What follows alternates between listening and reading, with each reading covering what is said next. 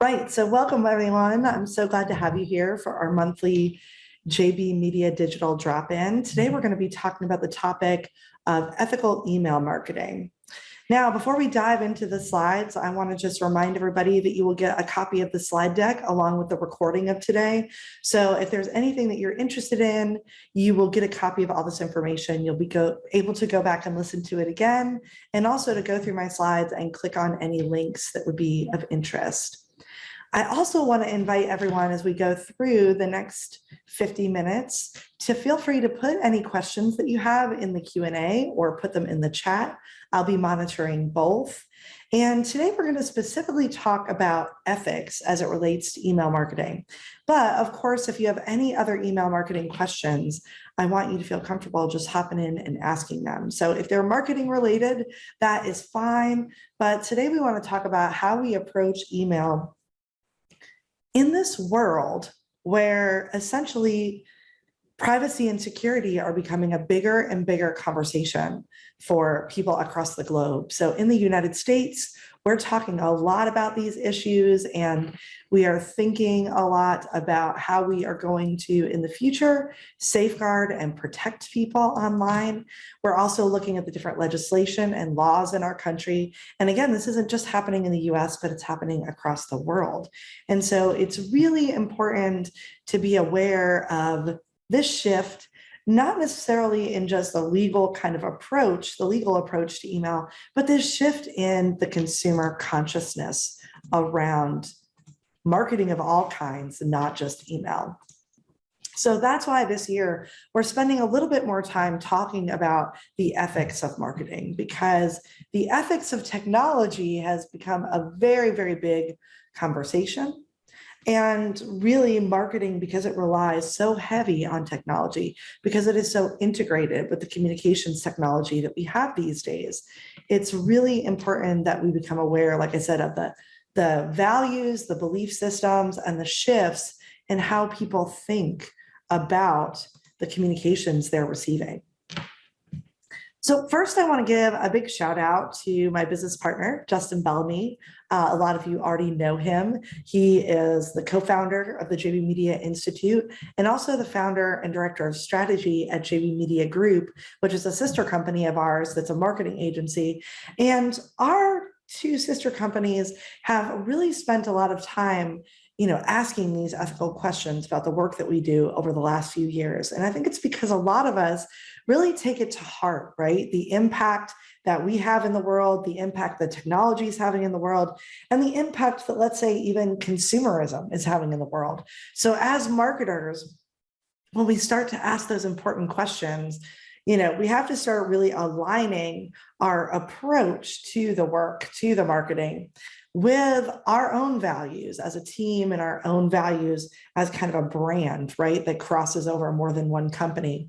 So Justin has some great thoughts about this that I wanted to just kick us off with, because I feel like, one of the great gifts of our business partnership has been to work alongside somebody that I think is even asking these questions, right? So I wanted to give him a shout out today. He talks a lot about ethical and purpose-driven marketing and kind of has 5 key principles that he talks about all businesses and brands need to be focusing on.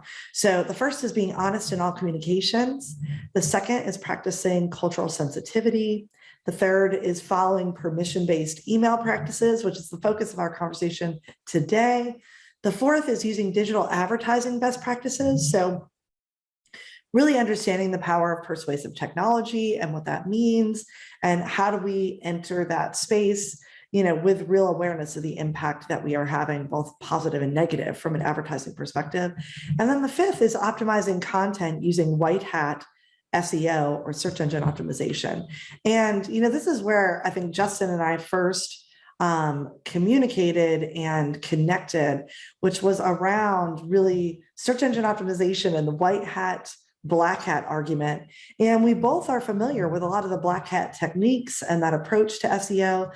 But when I met Justin, one of the things that I really liked about him was that he saw that really creating great content was really at the core of white hat SEO, and creating great content is focused on serving people in a way that's really valuable, right? So all of your marketing must add value. And that's something that him and I really bonded on in the beginning. But I think as you go forward as a business owner or someone working in marketing, we want to start having conversations, especially about these 5 main areas that we have some really tangible things that we can do to make sure, again, that we are treating people in a way that feels good and that we are marketing to them in a way that is valuable and authentic. Justin also talks a lot about just honesty in marketing, and Seth Godin is somebody that he and I both really have followed and appreciated over the years because of his talk and how important it is to build trust with people. And Seth says that the most trusted brand is also the most profitable. And so we see over time, as things have moved forward, especially in the 20 years that I've been in this field, that this just becomes more and more true every year, right? It was true before, but like I said, the consumers, the people themselves are changing and becoming more aware of different things when it comes to, like I said, consumerism, marketing, corporate business, right? Sustainability. We're looking at all these different things and asking a lot of different questions.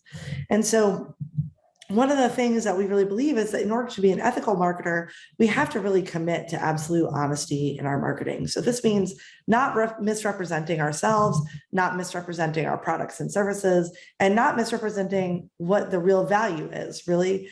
How do they help people? How do they benefit people's lives? How are they going to solve a problem? Being really truthful in that process. And so I think that's something we can infuse into everything, especially when we're emailing people, right? I know there's a lot of temptation sometimes to fall into sort of gimmicks or formulas where somebody promises you that they're going to work. But I think the truth is what we want to do is actually pay attention to human behavior, listen to humans, in an ethical way, track what we can on our own websites and in our own email marketing. And from there, really learn from that, right? So have that process of communications, which is a huge part of marketing, right? Communications isn't just talking at people, it's talking and then receiving information back and then talking again. That's actually what communication is. And so we really want that to be the focus, right? That we're having honest conversations about what it is that our brand or our business or our organization brings to the world. And then where the laws, I think, step in is in the permission-based email marketing world, right? So this is where we actually have laws that say we can't just send emails to whoever we want and harvest emails from wherever we want, that we actually have to get permission from people to begin marketing to them. And really at this point in the game, I don't know about the rest of you, but I'm pretty sure none of us want any more emails that we don't need, right? So, I mean, to me, it's really important that we realize most of us as individuals or professionals in our office, none of us need any more emails, right? We don't need any more clutter in our inboxes. Well, every single person, especially in the United States, where we have such, amazing access to Wi-Fi and devices of all kinds, in the United States, we really as a collective feel like if we didn't give you permission, you don't get to send me information. And so this is something that's really become expected. It's what the consumers expect and it's what they want, right? And Justin usually teaches that the keys to successful emails are relationships, frequency, and permission, which can also be referred to as value, timing, and trust. Right. And so it's really, like I said, about building a long-term connection to people in a way that really serves them, that provides benefits and value for them, makes them want to come back for more. And I'll be honest, this is where there's no one quick fix, right? As you build a list and as you create your email marketing, again, you want to be paying attention to the data. You want to be listening. You want to be trying different things. And you want to really figure out what works for your audience. So it is a long game, right? It's not going to happen overnight. Sometimes you can have a list for 5 years, and then there's something that sort of requires you to freshen up the list, to give them something new to look at, to reconnect with them in some way. So over time, there's a process here that you're going to repeat over and over. Because as we all know, when you're in relationship to people, you don't just stop working on the relationship unless you want the relationship to end or potentially kind of, disappear over time. So it's really important for us to really think about, again, how are we going to really connect with people in a way that feels authentic, right? And super useful and super valuable. So there's a few email no-nos from an ethical standpoint that I just wanted to go over. And some of you I know are already doing email marketing. And so maybe you know some of this, and feel free in the chat. Again, if you have questions, you can put them in the chat or the Q&A. But if you just have things you want to contribute to the conversation, please put them into the chat as well. Because I think as we're all doing the work, we're learning and we're gaining insights in a lot of ways. And Trinity, I just wanted to say, I saw your comment there about how you wish all businesses marketed like this. And yes, I just have to say, that's where we're headed, because actually the public just doesn't want any more gimmicks. They don't want any more clutter. They don't want you to try to convince them of something that's not true. There is a huge part of the public that is actually really fatigued by misinformation and things not being accurate and stuff like that. So they're really pushing forward, I think, this idea that marketing has to really it has to become real, right? And that's something I've learned over the years. It's really hard because sometimes working in the marketing field, it can feel very fake and very gimmicky. But I think there's a choice that we have as the content creators, the business leaders, the marketing professionals. We have agency in how we build out the experience of communications between people and businesses, or even in between businesses and other businesses, right? So we have a choice. We get to contribute to how these things play out. And so I think we want to think deeply as leaders in our businesses around, essentially how we're showing up and how we're guiding the marketing in a lot of ways to be more authentic and useful, or to be more gimmicky and kind of, in my opinion, BS, for lack of a nicer way to put it. So a few of the things that I think we all want to be aware of, and these I think you're going to see are backed up by what all of us feel as individual consumers, but also that there's a lot of data, and there's also a lot of legal language and laws that have been written and legislation that's been written to support some of these things. So the first one is, don't purchase email lists. Now, this is hard because, especially when I work with startups, I work with people that are in the very beginning of their business. They're like, well, how am I ever going to get in front of people and send them emails if I have to spend a long time building the list? But I really want to just take kind of a very straightforward and hard line on the idea that when you purchase email lists, unless you can absolutely guarantee from the company that you're purchasing from that those emails have been given to them for the purpose of signing up for a service like yours or a business like yours, that you're going to provide information about certain topics, then truly it's not appropriate. Right. So essentially, yes, there can be situations in which businesses collect emails and share them amongst each other. There's lots of partnerships like that.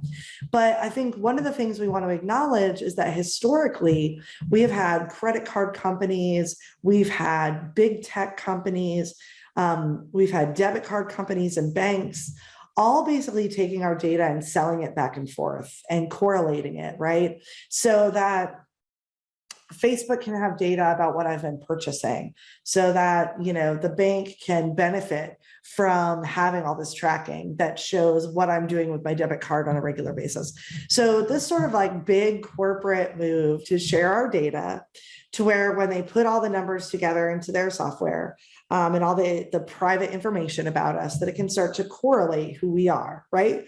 Our name, address, things like that. It's pulling all that information together and then matching all of our purchasing behaviors to kind of a profile that we build, right, online, or that the corporations build, right? So it's not necessarily that this stuff is getting sold to random small businesses and the public. It's that corporations are kind of interchanging it. And I feel like a lot of these types of purchased email lists come from these type of larger business relationships, which means the individuals that are on them probably clicked a terms of service or something of that nature, but they didn't really opt in, right? And so that's where we see, if there's no opt-in, then it's truly on one level, you're crossing a boundary, right? When you purchase an email list. Now, there are some companies that spend a lot of time manually building lists. They can source where they're getting the emails and the names from. They can tell you how those people signed up and what that opt-in, sort of process was. If they can do that, it might be worth talking about in a lot of ways. But as you can see, when we look at things like Crazy Egg, GoDaddy even, you can see that most of the professionals, most of the big kind of leaders when it comes to data right now online, because Crazy Egg is sort of like a tracking system, GoDaddy is GoDaddy, we can see that they really advise against purchasing email lists. And that's really because, like I said, that can be interpreted in a lot of negative ways and cause problems with folks. And Trinity, I see your comment about how you've had people sign up for your email list for over 2 years, or you had people sign up over 2 years ago and you haven't touched on them in a long time. And so, yeah, so basically the question is, should you send an email to those people saying, do you still want to be on my list, and talk about the emails you plan to start sending? So absolutely, when you've had a list go dormant, and I will admit, I have one list that I work on for my personal brand that's gone dormant due to the pandemic. And I have been thinking about the same thing. And yes, the best practice would be to first send an email that says, we haven't talked in a while. Here's what's going on. If you want to unsubscribe, here's how you do it. And going forward, this is what you're going to get from me, right? So it's like a reintroduction, a re-engagement with folks, gives them the opportunity right out of the gate to leave the list if they're no longer interested. And also for you to get clear about what's the purpose of the list. Why are you going to be sending it? And to really hopefully engage people that are still interested in the work that you do or supporting you, or in kind of your vision for how you're going to be doing it in the future. So I think we're going to talk about why we would do this in just a minute, but you're spot on. That's really the way to take a dormant list and re-engage and give people an out if they want to be out. But again, purchasing email lists, I would not do it. Again, one other exception you might consider is if you're doing an event or a contest or something like that, you're working with other partners, and for people to become, to be part of the giveaway or the contest, or to come to the event, they have to register with their email. That's where you just want to make sure, if you all are going to take those emails and utilize them, that is said clearly, right, to people as they're getting their free ticket or registering or something of that nature, right? Have it be something that pops up on the screen or is in an auto email that they receive, so they know that sign up, that registration is actually an opt-in. So a lot of the reason why we have to talk about not buying lists is because essentially that gray area that you cross into when you buy an email list is the world of spam, right? And so really we already have laws on the books all around the world where we cannot spam people, right? And so historically in the United States, what's happened is we have a strong law around opting out, which means once you put people into the list, they have to be able to opt out very, very easily from the list.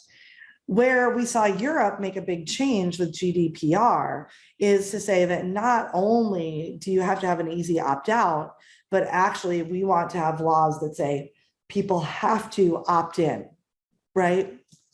And this means that if you have a website where somebody completes a purchase, or some type of form, and there's a box that says, basically opt in to my email newsletter, and it's auto checked, that in Europe, they're saying, don't do that, because that removes the choice of the person to opt in. We don't want them to have to click the box to opt out. We want them to click the box to say yes to opting in. So that's where GDPR made some things much more strict. And if you have people from Europe that are coming to your website, even if they live in European countries, but they're buying from you, you are now basically able to be sued under these type of laws, right? Even if you're in the US. And so that's where any European customers are now protected by the General Data Protection Regulation. We see different states in the United States also implementing similar types of laws and legislation state by state. So California has some laws very similar to GDPR. So this is where what we want is for people to have a choice, and for them to make the choice to connect to our brand or our business via email, right? We want that full consent. And I want to just say, even though, yes, this means there might be less people that sign up for the list, the truth is the quality of those people will greatly increase. And so that's why saying absolutely no to spam of any kind as a business leader or a marketer is so, so important. And I really believe in my heart that a smaller, more active and engaged list has much more power than a larger, disengaged, less active list.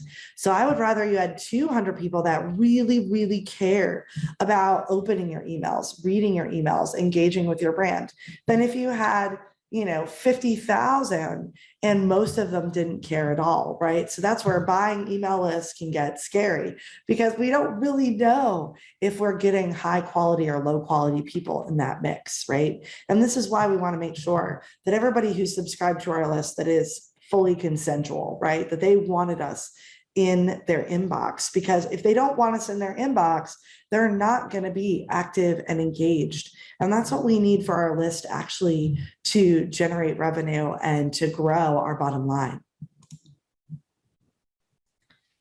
Another email no-no is no misleading subject lines. So, I love this. So Mail Bakery has a great blog where they talk about how an effective subject line conveys a clear message that is relevant to the reader. And as an SEO sort of professional, that's where I started in 2003 when I started, working in technology. Search engine optimization really focuses on the importance of relevancy, right? Which means, again, the usefulness to the person you're trying to connect to, that this is something they actually want or actually need. It is not just clutter or junk to them, right? So we want our subject lines to be really clear to the person that the email that they're looking at is important and valuable to them. And so writing your subject lines, I think, becomes just an important sort of exercise, something that you want to practice and get good at. I think the number one rule is no deception. So don't say something in the subject line that isn't directly related to what is in the email itself, right? They need to, when somebody clicks and opens that email, they need to be getting exactly what they expected, right? So what you read is what you get. A few other tips. So subject lines can't be too long. So, you don't want something that's really, really long. Most e-newsletter systems have a character count where they tell you when it's getting too long. So you don't want something that's too long and you don't want something that's too short and just one word. So we actually want to find a middle ground, right? Sort of a phrase for our subject line or a statement, something that gets a point across, but can be digested really, really easily and quickly. And also when it's displayed on email here, that it's really easy to see what the subject line is. That's why we want to keep it succinct. You want to avoid special characters in the subject line, no all caps. We can use emojis and emoticons, but don't use too many. I usually only use one or two at most. Be specific, again, about the email, what's in it, why should somebody open it, and make sure that you avoid spam trigger words. So I have put a link in here, and hopefully you can see this just opened up this awesome list here. I keep track of this particular blog post because they update it on a regular basis. And it breaks down sort of the different types of trigger words, which are manipulative, needy, sleazy, cheap, far-fetched, or shady. These are kind of groupings. And then as you scroll down, they actually break these down into the actual lists themselves. So you can actually see the different things in history that have been considered spam trigger words. Now, I will say some of this stuff is going to feel a little frustrating, right? Because it might be things like buy now or clearance or on sale or hurry up, right? And these seem pretty generic kind of phrases to be calling spam triggers, but that is what they are. And so you might not be able to avoid spam triggers at all times. There may be some things that you need to say a certain way, but usually you're looking for, how can you say it in a way that's more conversational, that's not so promotional, right? How can you say it in a way that doesn't kind of sound gimmicky? But most of the time, if you're going to use a word that is historically been a spam trigger, you're going to be you want to be aware of that to see if it affects the open rates in some way. There's one great study that shows that subject lines between 6 and 10 words get the highest open rates. So just throwing that out as an extra sort of piece to think about. I think MailChimp tells you to aim for between like 6 and 9, right around there. So I think a lot of the other systems you'll see support this idea that that range is a good range for your subject lines. Also, don't hide the unsubscribe option. So again, this is something where historically we've had, this little unsubscribe button, maybe way down in the bottom. Maybe it's a little tiny text link, which makes it hard to tap on your phone, especially. So one of the things that I would think about is that unsubscribe link. You can copy that link, you can turn it into a button so that people are able to click on it more easily. One of the things that we have as part of our can spam law, say that 6 times fast. The can spam law really does say that people have to be able to unsubscribe in one click. Right. And so historically, there's been 2 ways. Either I reply to the email and say unsubscribe in the subject line or maybe in the body of the email, or usually there's an unsubscribe link. I click on it, it takes me to a page, and there's usually at least one option where I can click and just unsubscribe, right? And then sometimes they also give me other options. So I might be able to change which emails I'm receiving, which topics I'm interested in. I might be able to basically change the frequency of how frequently I'm getting an email. So sometimes there'll be the main unsubscribe one-click button at the top, and then there will be some other options. And those are usually built into your newsletter system or into, let's say, your CRM or something like that if you're using one. So we really want to make sure that people want out, that they can get out of the list. And again, as much as sometimes it feels sad to see those unsubscribes, at the same time, it means that the content that you're sending to people, it's not relevant anymore. It's not useful to them. And it is actually better for them to leave the list than it is for them to stay on the list and just drive your engagement down and drive your activity down, right? So make sure that you understand how people unsubscribe from your list and make sure that it's really, really easy for them to do.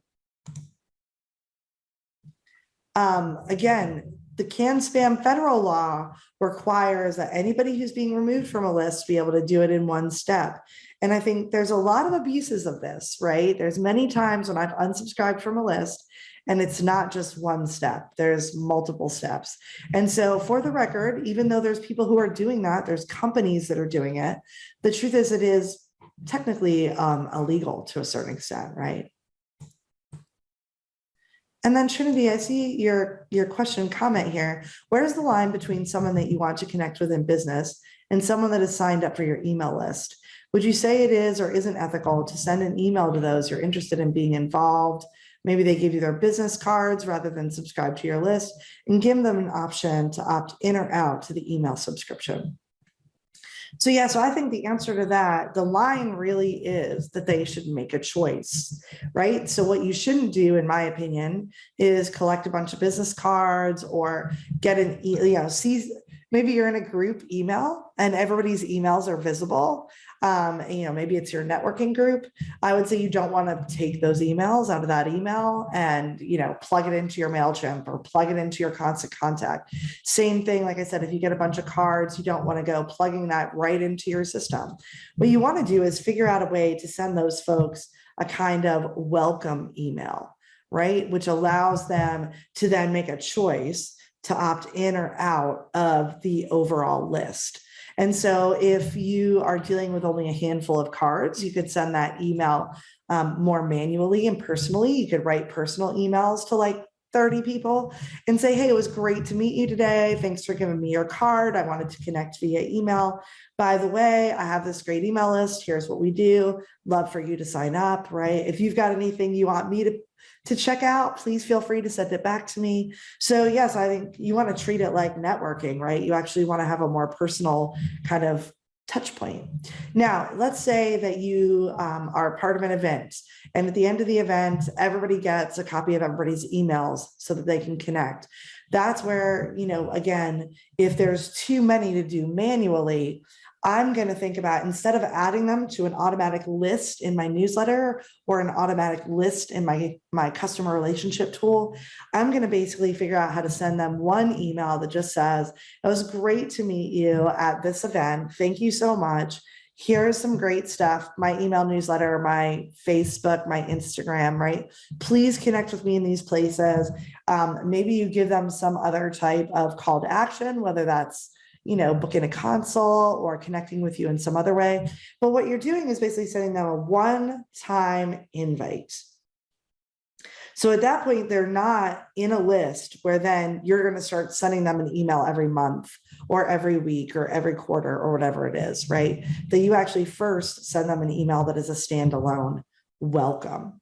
And, again, the other thing that I would suggest, just as a side note to this, Trinity, is if you've got a networking list, that you actually start to build that in a spreadsheet or, somewhere where you have access to it, so that you can sort of understand the difference between the newsletter people and the people that you're building a more one-to-one personal relationship with, right? Because essentially there's different types of automation you can do within a list like that, that has to do with like a kind of higher level of email marketing.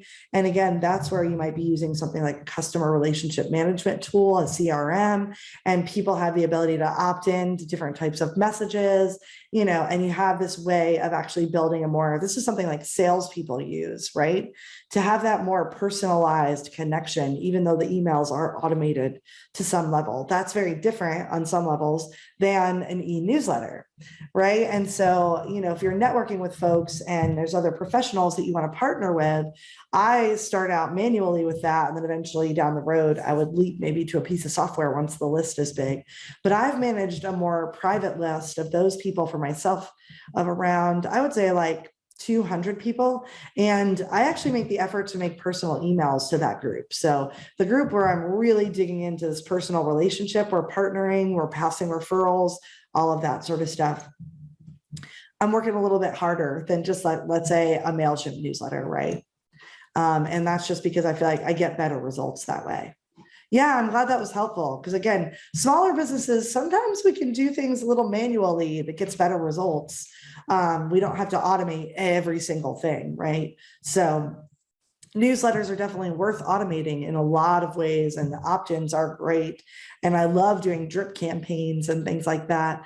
But a lot of times when we're talking about actually, like I said, having partnerships with people that are going to refer business to you or do events with you, something at that deeper level, we come to find that, that personalized communication on a regular basis can work really, really well. One of the last no-nos is really don't be sneaky and prioritize transparency. So one of my favorite moments this year is when I was working with a student, and they have an email system where everybody opts in. They have a beautiful list. People really love what this student does as an individual author and leader in his field. They also really love the brand of the school that he runs. And so he has a really active and engaged email list, along with really active and engaged social media, which is great. And one of the things is his email program, which is called MailerLite. It allows you some tracking to see when people that are on your list start to do things, right? So if they click on certain links, he can see that. If they go to a certain page on the website, he can see that. And he can see their name, right? And their email, and he can actually target them and say, oops, sorry about that. And he can actually target them and basically say, hey, I saw that you visited this page on the website and looked at this class. Registration ends next week, right? So he can send some emails to groups of people that have looked at things. He could email people individually. And he said to me, what do I tell people about this, right? When I send them an email and say, hey, I saw that you looked at my class. It's going to, sell out in a week. So get your tickets now. He's like, how do I explain to them that I know that? And I was like, well, you just tell them. You literally just say, hey, we're tracking you when you come from the emails. And I saw that you looked at this class. I was like, you may even start including in the emails a little more information about the fact that you are tracking people so they know. And he was like, is that going to make people feel weird? And I was like, no, I think it's going to make them feel better. right? That you are transparently explaining to them how you learned certain things. I mean, all of this, again, is you just listening, right? So he was really just listening to his own audience to figure out what are they interested in, what's getting them excited, where are they clicking. So I was like, if you approach it as a conversation and you are transparent with them about the fact that you're tracking those things, I think what they're going to feel like is you're actually doing something that not all companies do, right? Which is have that commitment to honesty, where you say, just so you know, we are tracking what you're looking at on the website. If you don't like that, then now you know they can unsubscribe or they can just not click, right? But it puts sort of the choice and the decision back in the customer or the audience's kind of control. And that's, I think, where we're headed in the long run, right? Is that total consent, people having control to make choices. So there's lots of ways that you can be more transparent. That's just one example. I think the biggest thing is when you have the send from kind of info, the contact information for your brand. They even suggest that if you have a physical location or a business address that you include that, because all of that is creating transparency and it's increasing your credibility from an email specifically, from an email perspective, right? I think there's a lot of questioning about companies that won't put any of their information out there. That seems kind of worrisome to a lot of consumers. If you're doing any types of advertising with email, I would say you want to be very upfront in the ads that that's what you're doing, right? So a lot of times in this age of native content, ads can look very much like organic content across social media, email, other things. And so you'll see that nowadays there's starting to be this big trend, especially in social media, where it says sponsored, right? So people know what's getting paid for versus not. And this is especially important with influencers. Influencers are really being challenged in today's market when they get paid by a company to say something's great, that they have to be transparent about it. And that's actually true of all brands, all paid spokespeople. Really at this point, ethically speaking, if there's an exchange of dollars or perks or special favors for somebody to speak up for something like a product or service, I think we want to know that that's the case, right? And really be able to differentiate between something that happened naturally on its own versus something that was a transactional business decision.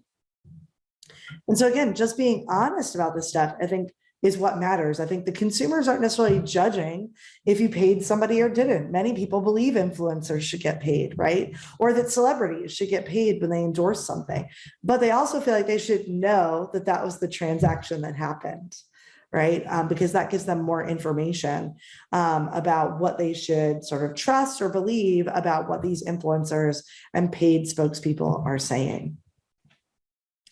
We already talked about number 4, which is tracking behaviors and names and emails. If you're doing any of that, make sure people know that. Let them know maybe when they first get their very first welcome email to the list or when they first sign up. If you've got a sign up box, you can put a little notation usually there that lets people know that's what's going on. And then also you really want to understand the why, right? So why should people subscribe? Why should they open the emails? And then why should they click to your website or watch a video or whatever it is that you're asking them to do, right? So if you don't know why people would do these things, trust me, the subscribers don't know either. So from not just a marketing perspective, but like I said, from an authentic relationship perspective, it's like we really want to know why we're showing up and putting our time and energy into this type of content. And we want to be able to clearly express to people, like we talked about earlier, the value and the benefits of what we bring.